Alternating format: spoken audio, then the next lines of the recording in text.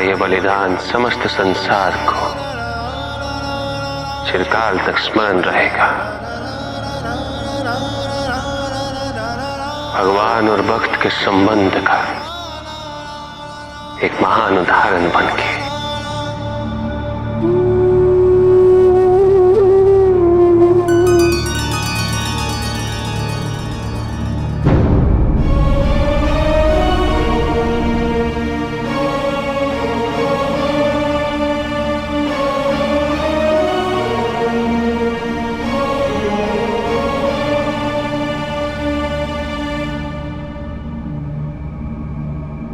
आपके इस त्याग से तीनों लोग आपके ऋणी रहेंगे महर्षि दधीचि।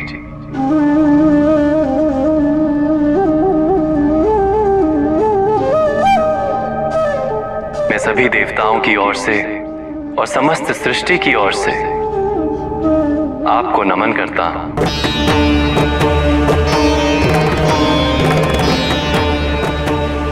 आपके बलिदान के पश्चात वृत्रासुर का अंत शीघ्र हो जाएगा।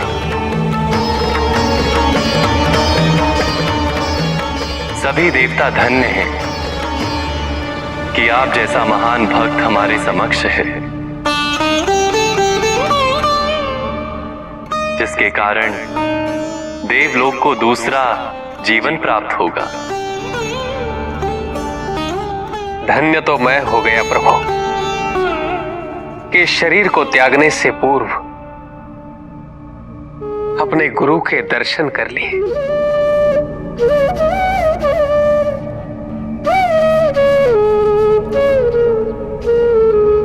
और आप सबने इस महत्वपूर्ण कार्य के लिए मुझे चुना। मैं आपका आभार व्यक्त करता हूं।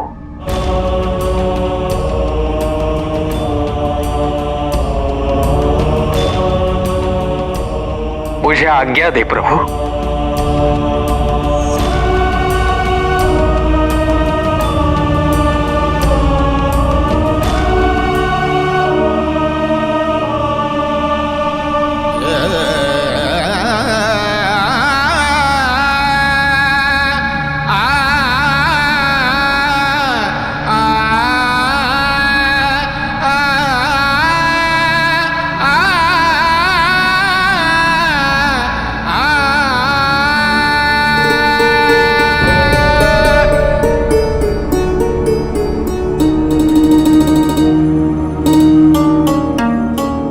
आगे की यात्रा मैं स्वयं करूंगा।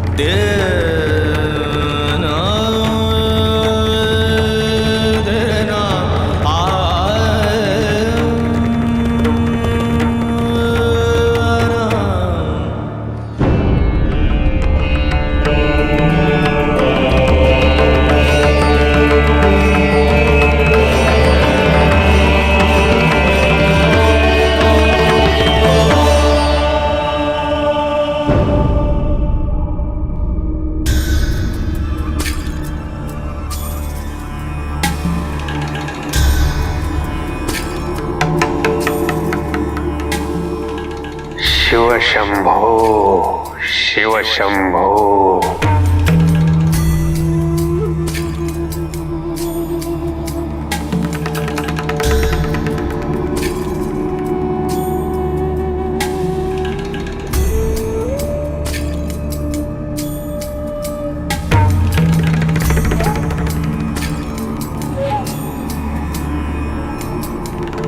शिव शंभो, शिव शंभो, शिव शंभो।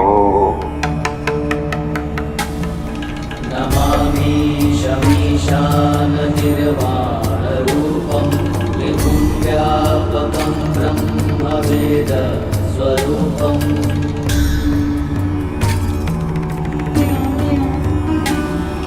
निराकारमोङ्कारमूलम्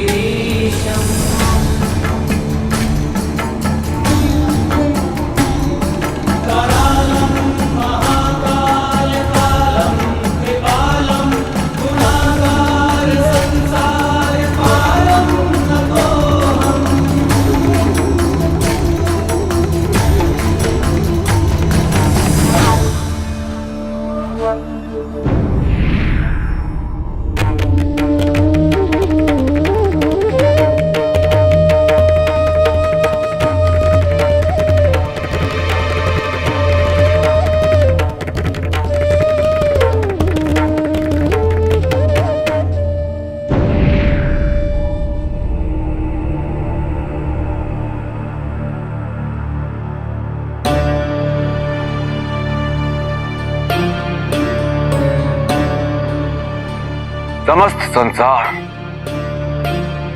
महर्षि दधीचि के इस त्याग का ऋणी हो गया।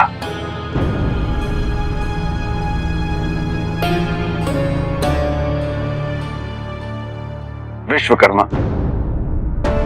पार्थिव शरीर की इन अस्थियों से वज्रास्त्र का निर्माण कीजिए। अति शीघ्र, इससे पहले महर्षि दधीचि का बलिदान व्यर्थ हो जाए।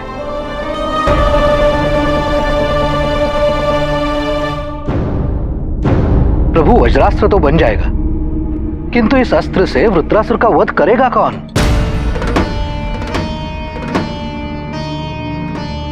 क्योंकि वृत्रासुर जैसा शक्तिशाली असुर, जिसने देवताओं की आधे से अधिक सेना को पहले ही दिन परास्त कर दिया, उसके समीप तक जाना असंभव है। तो फिर उस पर आक्रमण करेगा कौन? किसमें है इतना सामर्थ्य?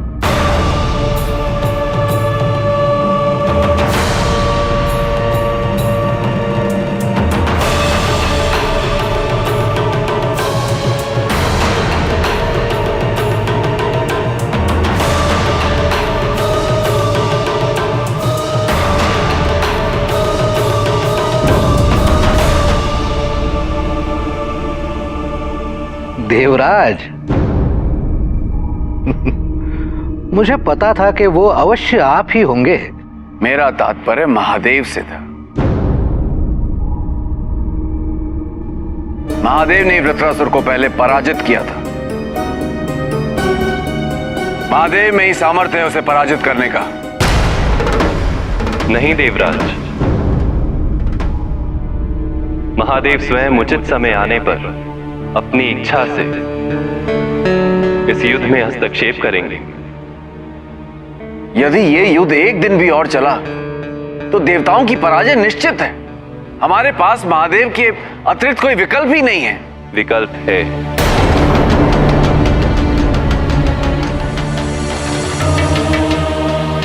कौन? कार्तिकेय।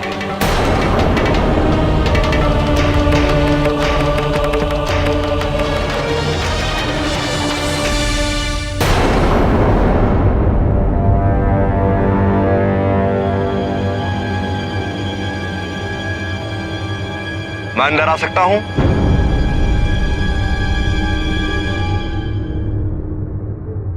आओ वृत्रासुर।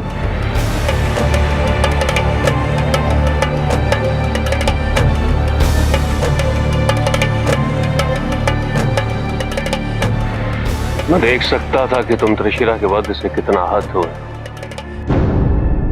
तुम्हारी पीड़ा तुम्हारे आक्रमण की प्रचंडता में स्पष्ट थी, और साथ ही तुमने यह भी स्पष्ट कर दिया कि कायर देवताओं में तुम्हारे जैसे शक्तिशाली योद्धा का सामना करने का सामर्थ्य नहीं। यदि सूर्यास्त पे युद्ध विराम का शंखनाद नहीं होता तो तुम तो इस युद्ध को आज ही समाप्त कर देते। कहो वृत्रासुर, कुछ कहना चाहते हो?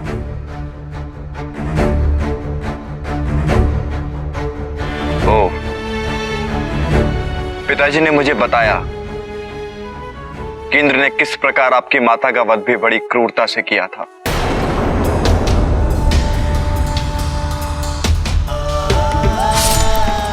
मैं आपको वचन देता हूं, आपकी माता के वध का भी प्रतिशोध लूंगा असुरराज। चलता हूं।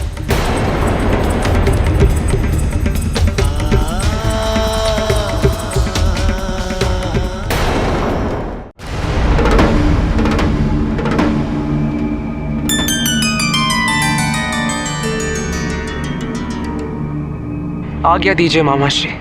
तुम्हें एक बार पुनः देवताओं का सेनापति बनकर देवराज इंद्र की सहायता करनी।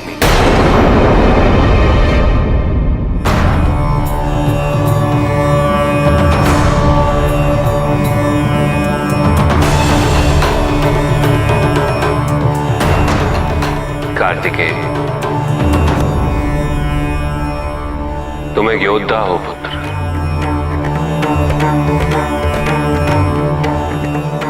और असुरों से इस संसार की रक्षा करना तुम्हारा दायित्व। ये प्रश्न लोक कल्याण का है।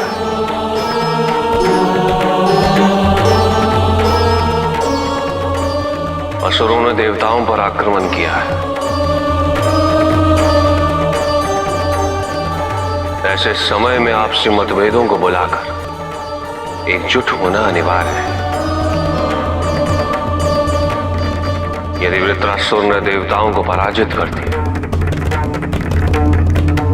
तो महर्षि दधीचि का बलिदान व्यर्थ हो जाएगा। कार्तिकेय, वृत्रासुर पे वज्रास्त्र से प्रहार देवराज इंद्र करेंगे, किंतु वृत्रासुर के समीप जाना तुम्हारे अतिरिक्त और किसी के लिए संभव नहीं।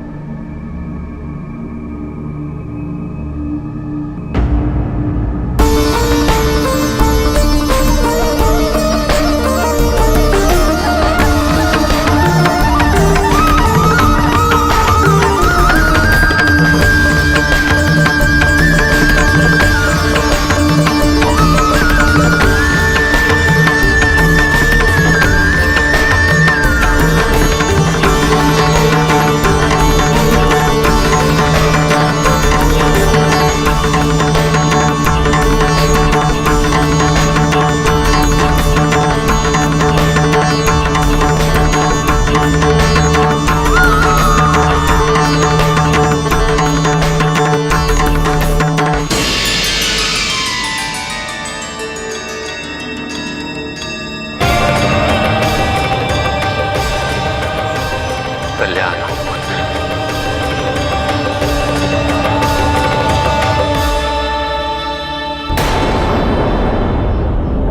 जाओ वृत्रासुर, इंद्र की पराजय तुम्हारी प्रतीक्षा कर रहे हैं। असुरों का वर्चस्व स्थापित कर दो। जाओ।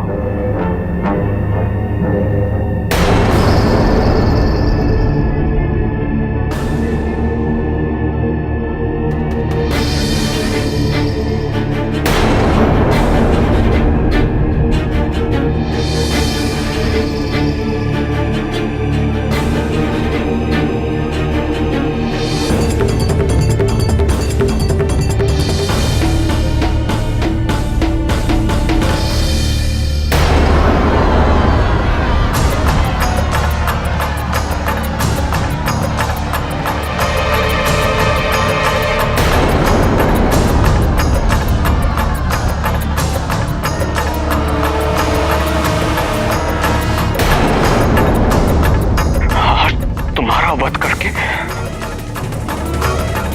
तुम्हारे और सभी असुरों के अहंकार को नष्ट कर दूंगा मैं, और ये संसार मेरा ऋणी हो जाएगा और सभी देवताओं में मेरी श्रेष्ठता पुनः स्थापित हो जाएगी। इंद्र,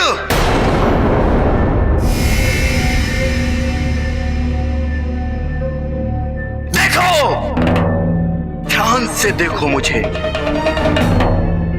और स्मरण करो अपने प्रत्येक दुष्कर्म का। आज तुम्हारा विनाश उन सबसे भी अधिक क्रूरता से करूंगा मैं। मृत्यु तो आज तुम्हारी निश्चित हुई है।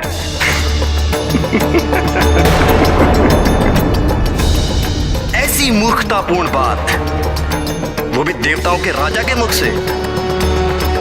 कैसे कर पाओगे मेरा वध? ऐसा कौन सा अस्त्र या शस्त्र है तुम्हारे पास देवराज इंद्र?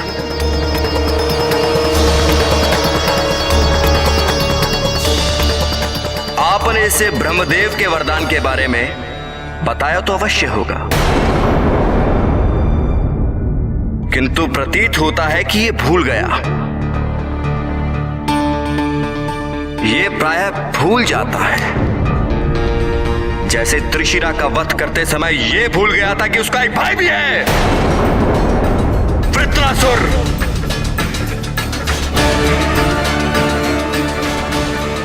जैसे एक निर्दोष माता का वध करते समय ये भूल गया था कि उसका एक पुत्र भी है, जलंधर।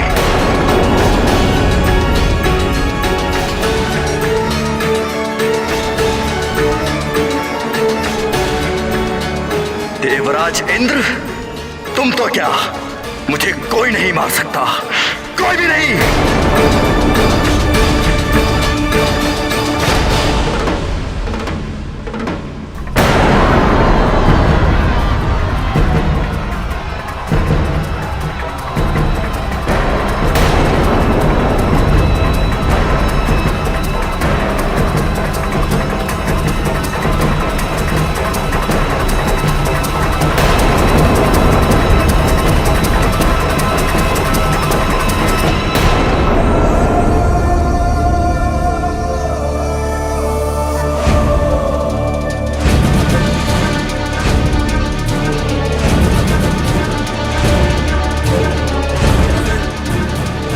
सेनापति कार्तिकेय यहाँ?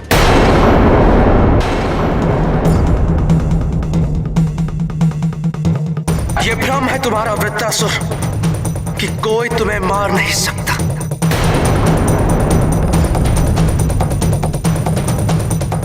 मैं तुम्हारा वध करूंगा।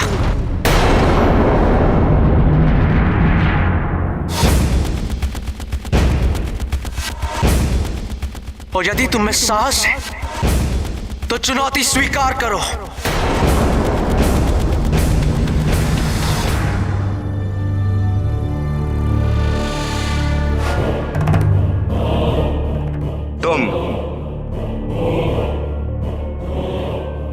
मैं तुम्हारी चुनौती स्वीकार करता हूं।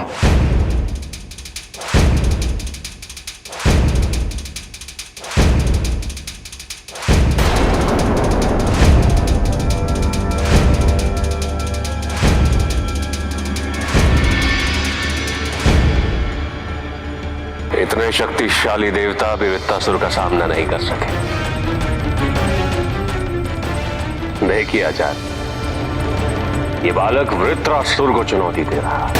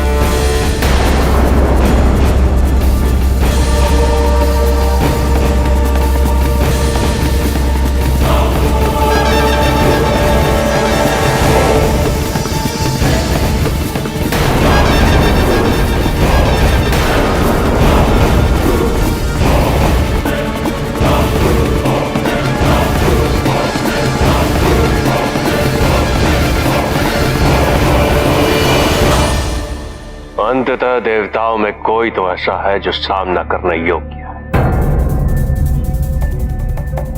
अब जाके युद्ध प्रतीत हो रहा है। किंतु आचार्य,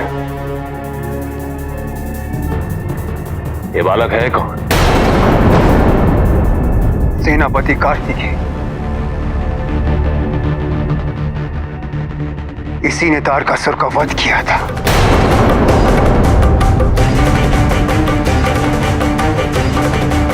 वृत्रासुर को पराजित करने के लिए ही कार्तिकेय को युद्ध में सम्मिलित किया गया है।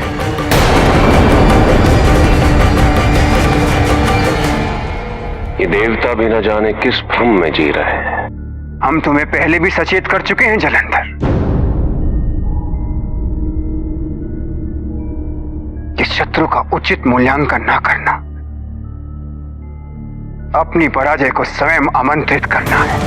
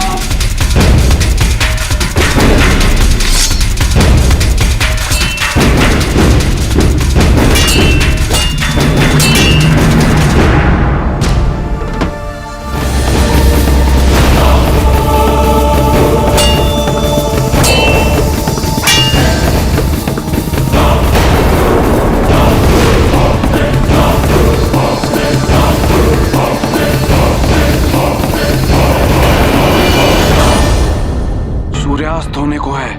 संधि प्रकाश का समय है ये।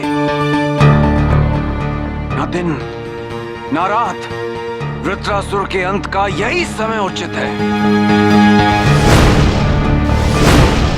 इसके पश्चात पता नहीं ये अवसर मिले ना मिले।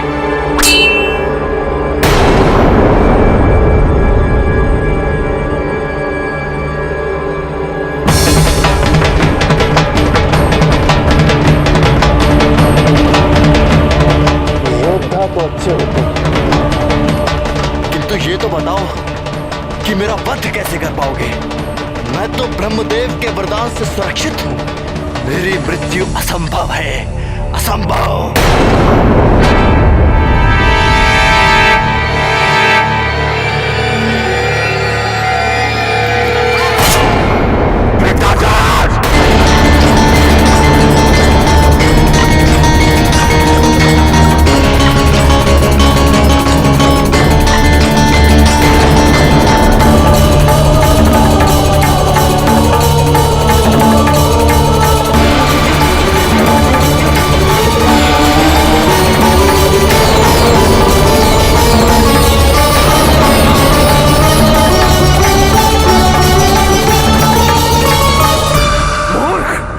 वरदान प्राप्त था ना कि तुझे धातु, लकड़ी, जल या मिट्टी से बने हुए किसी भी अस्त्र या शस्त्र से नहीं मारा जा सकता। ना दिन में ना रात में। देख देख, ये ना दिन है ना रात, संधि प्रकाश का समय है ये। तू मुझे मृत्यु देना चाहता था, मुझे? देख किसे मृत्यु प्राप्त हो रही है। पराक्रमी देवराज इंद्र को चुनौती देने का परिणाम देख लिया मूर्ख।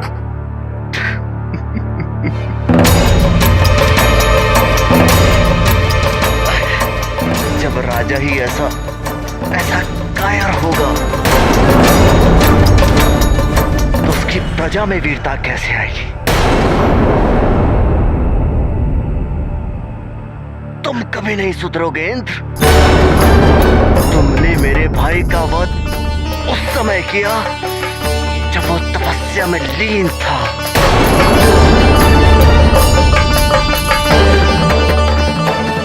असुरराज की माता अर्थात एक स्त्री का वध किया तुमने।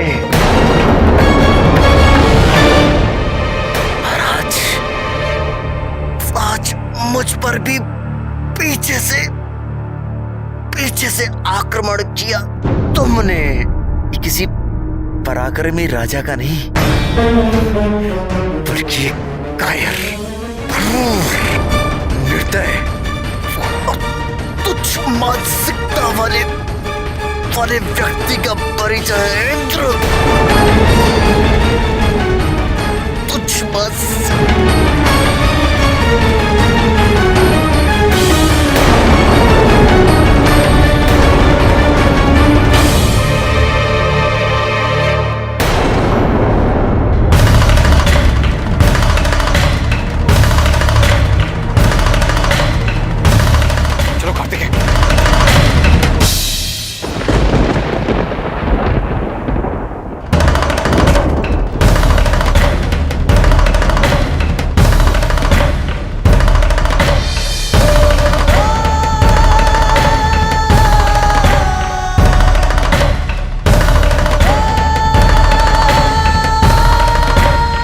मेरा भ्रम है या पिताजी का प्रतिरूप कैसे हो सकता है?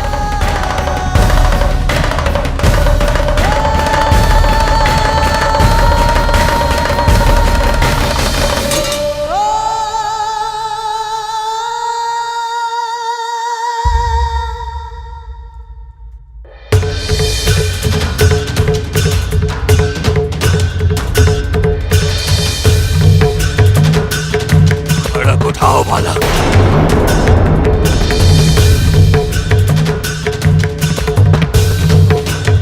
खड़क उठाओ।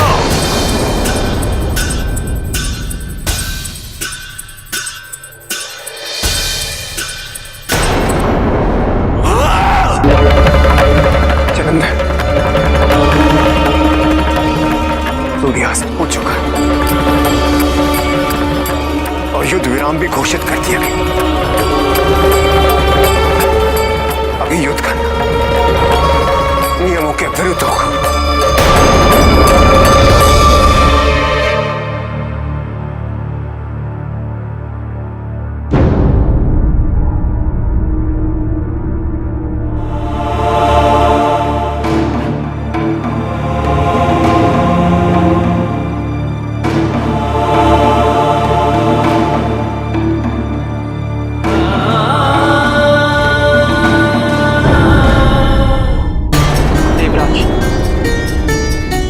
जो वृत्रासुर के साथ किया वो युद्ध भूमि के नियम अनुसार उचित नहीं था। मरण रहे कार्तिकेय, ऋषि दधीचि ने अपनी देह त्यागी ही इसीलिए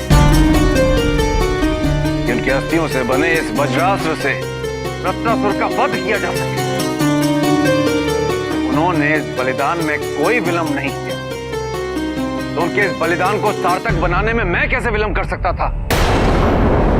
और ये मत भूलो, इस प्रकार के युद्ध में जहां असुरों ने देवताओं पे आक्रमण कर तीनों लोक को संकट में डाल दिया हो, वहां केवल जय और पराजय महत्व रखती है, नियम नहीं।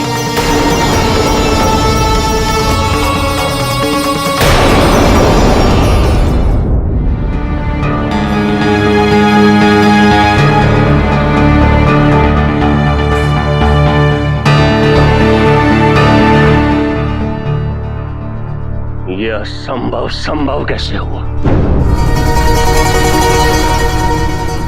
देवताओं ने इसकी हत्या कैसे कर दी? इसे तो वरदान प्राप्त था। कैसे?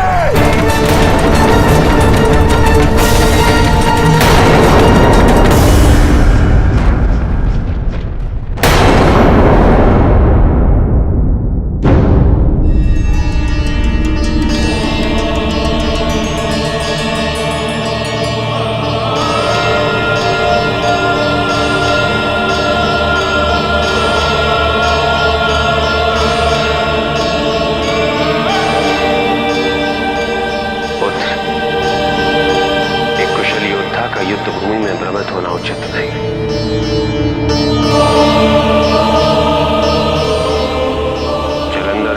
देखकर तुम इतने स्तब्ध हो गए कि तुम्हें अपनी सुरक्षा का भी बोध नहीं रहा। यदि उसी क्षण शंखनाद नहीं हो तो जलंधर तुम पे आक्रमण कर सकता था। मैं क्षमा चाहता हूँ पिताजी, मुझसे चूक हो गई। मैं ध्यान रखूंगा कि दोबारा ऐसा कभी ना हो। उचित है पुत्र, किंतु वृत्रासुर से द्वंद्व युद्ध करके तुमने पुनः एक कुशल योद्धा होने का परिचय दिया।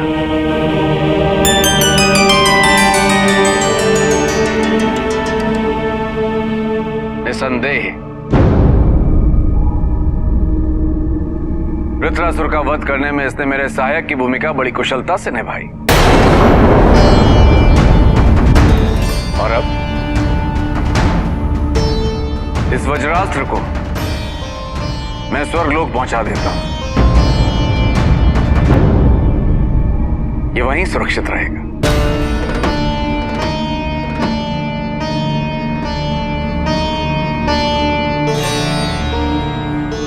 देवराज,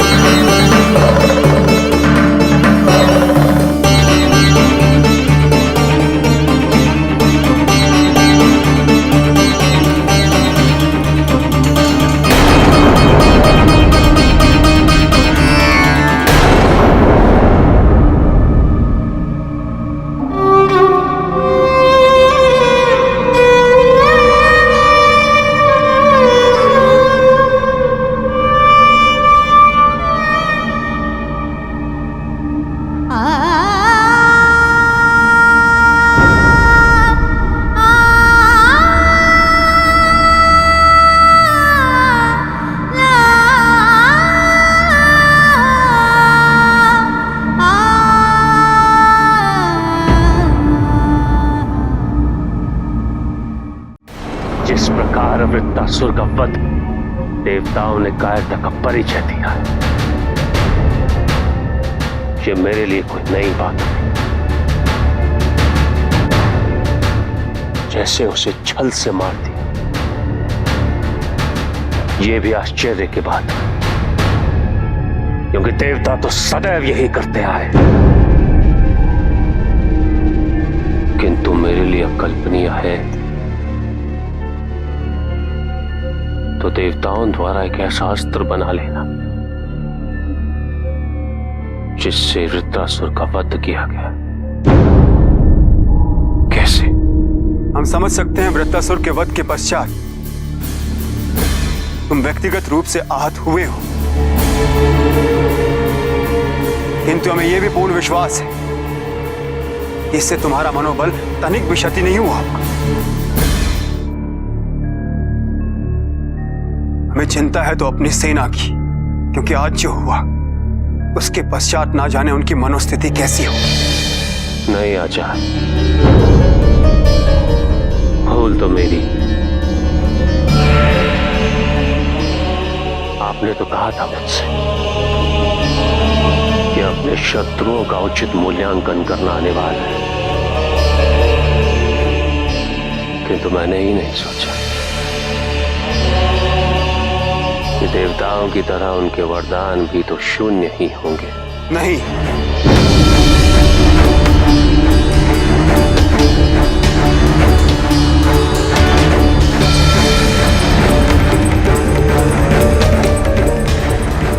भूल तुमने उस समय नहीं की थी, किंतु अब कर रहे हो।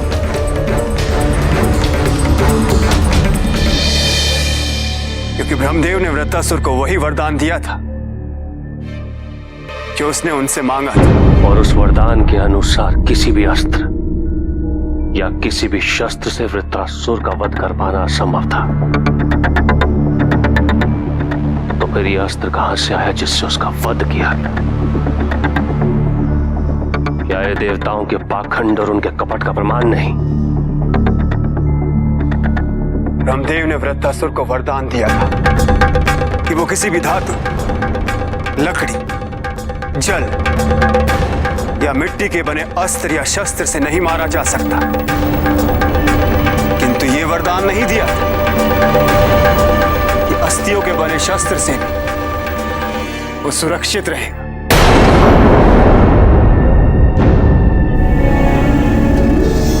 अस्थियों से? किसकी अस्थियों से?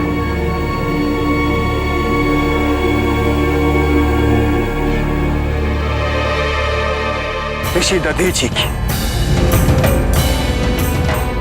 उन्हें अपनी भक्ति, अपनी श्रद्धा के लिए अपने गुरु से आशीर्वाद प्राप्त हुआ। वज्र की अस्थियों का।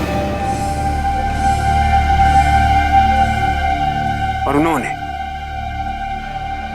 वृत्रासुर के वध के लिए स्वेच्छा से प्राण त्याग दी।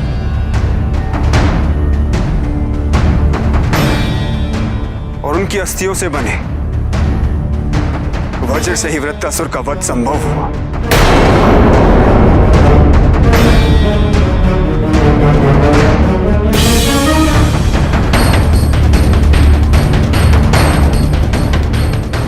किंतु ऋषि दधीची ने ऐसा क्यों? इतना बड़ा बलिदान क्यों? अपने गुरु के प्रति भक्ति और समर्पण की पराकाष्ठा है। ऐसे कौन से गुरु हैं जिसके प्रति उनका शिष्य इस प्रकार समर्पित हो? कोई देवता है?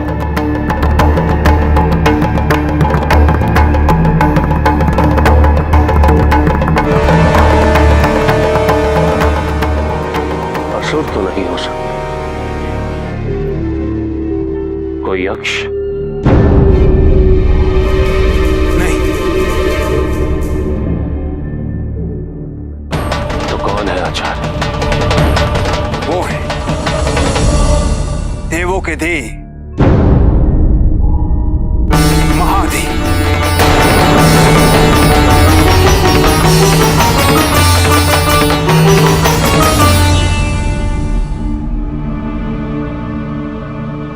पिताजी, यदि आपकी आज्ञा हो तो क्या मैं कुछ कह सकता हूं? पिताजी, मुझे वृत्रासुर से युद्ध करने हेतु बुलाया गया था और आपके कहने पर मैं तैयार भी हो गया,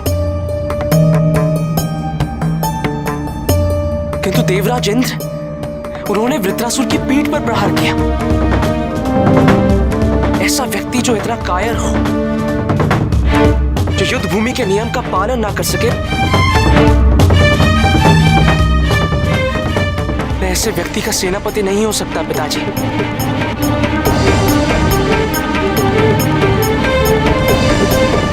मैं आपसे निवेदन करता हूं कि आप मुझे देवराज इंद्र के किसी भी युद्ध का भाग ना बनाएं।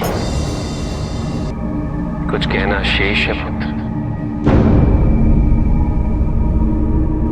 हाँ पिताजी। पिताजी, जलंधर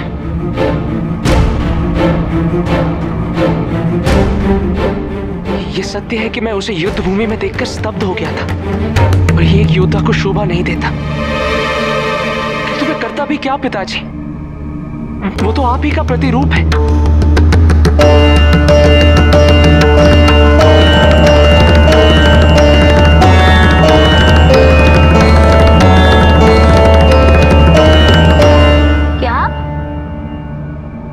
पिताजी का प्रतिरूप? मैं तो सोचता था ऐसा संसार में कोई भी नहीं। नहीं भैया, आपको भ्रम हुआ होगा। पिताजी के जैसा कोई हो ही नहीं सकता। कौन है जलंधर? कैसा मानता है? क्या उसकी भुजाएं भी पिताजी की जैसी ही है? क्या उसकी इतनी ही सुंदर और आकर्षक छवि है? क्या उसके मस्तक पे भी चंद्रदेव है? गले में सर्प और उसकी जटाएं? बताइए ना भैया। हाँ गणेश, वो है तो पिताजी का ही रूप,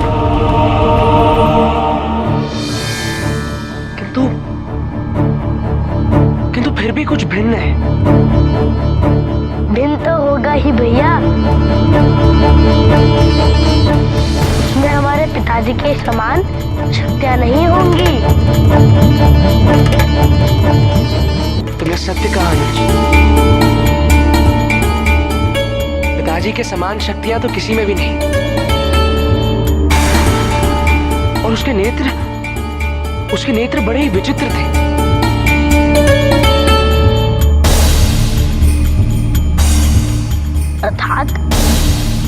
अर्थात ऐसा प्रतीत हो रहा था जैसे उनमें किसी महासागर का वास हो। हाँ पुत्र, उसके नेत्र समुद्र की भांति नीले। समुद्र का बल भी है उसमें। समुद्र का बल? किंतु जलंधर का जन्म तो आपकी क्रोधाग्नि से हुआ था ना पिताजी? हाँ, इसीलिए उसमें समुद्र का बल भी है और मेरी क्रोधाग्नि की शक्ति भी। अग्नि और जल एक साथ? ये तो अद्भुत है। हाँ पुत्र, उतना ही अद्भुत योद्धा भी है वो।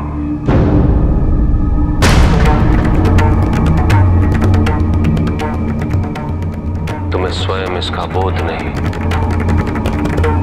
कि तुम कितने अद्भुत योद्धा हो जलंधर। महादेव, ब्रह्मा, विष्णु, इनके बारे में तो सुना, महादेव की चर्चा नहीं।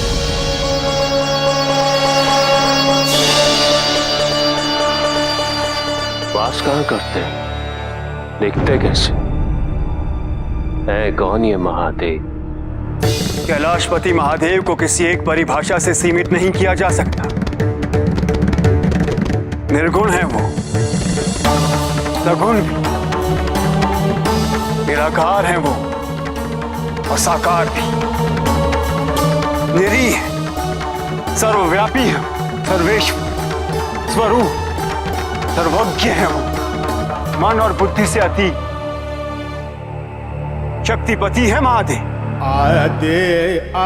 वही सत्य, वही शिवम, वही सुंदरम है,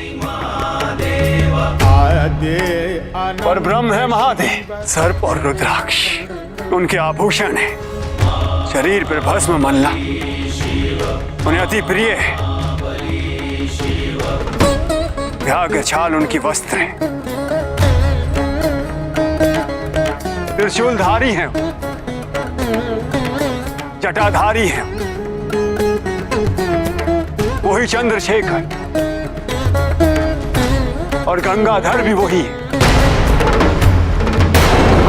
तो इसका अर्थ ये हुआ कि यदि मैंने ब्रह्मा, विष्णु और महादेव को पराजित कर दिया तो इस युद्ध में असुरों की विजय निश्चित है।